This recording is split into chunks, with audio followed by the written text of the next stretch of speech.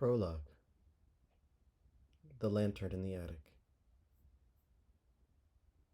In the uppermost corner of a house on the edge of a forgotten street, where the wind whispered secrets through cracked shingles, there was an attic.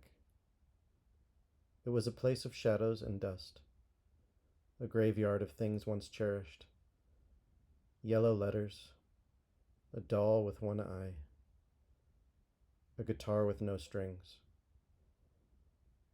But in its heart flickered a lantern, hung from a rusted nail, casting a trembling glow over the relics, like a stubborn star refusing to fade.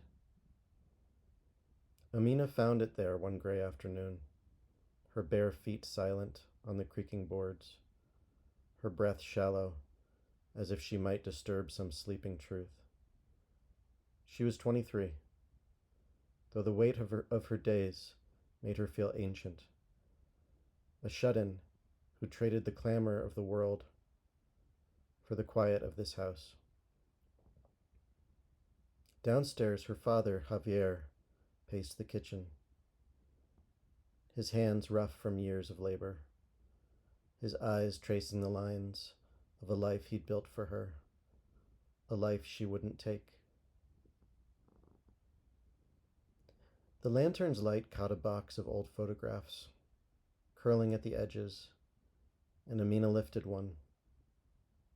Javier, younger then, grinning beside a bicycle he'd made from scraps.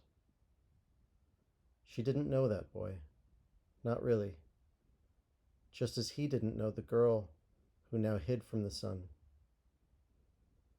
Between them stretched a silence thick as the attic dust, a love unspoken, buried beneath years of unmet hopes.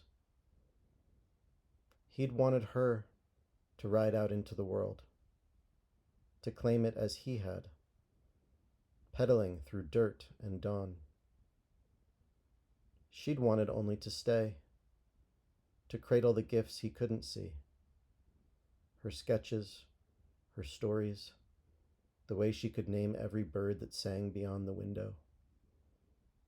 The lantern swayed, and in its glow, the attic seemed to hum with a question. What treasures lay hidden here? In her, in him, waiting to be unearthed.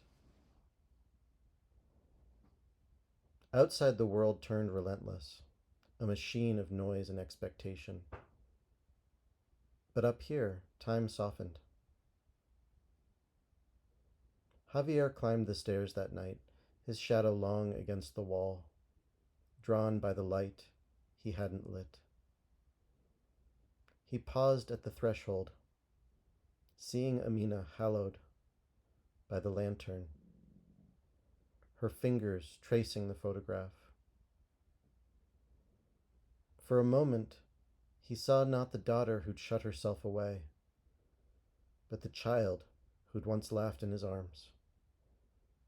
And she saw not the father who pushed too hard, but the man who'd built her a home with his hands.